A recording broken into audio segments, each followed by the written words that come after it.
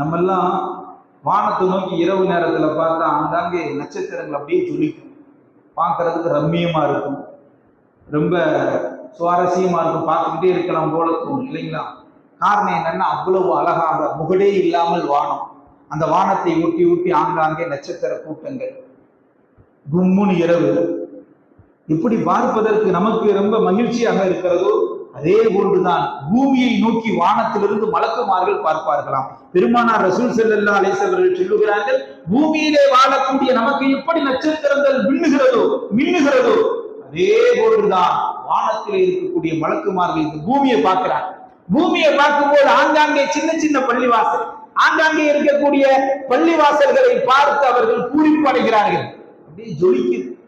நமக்கு எப்படி வானத்தில் நட்சத்திரங்கள் இருக்குதோ அது மாதிரி பூமியில் இருக்கக்கூடிய நட்சத்திரங்கள் அல்லாஹ்வுடைய பள்ளிவாசல் என்று பெருமானார் ரசூலுல்லாஹி ஸல்லல்லாஹு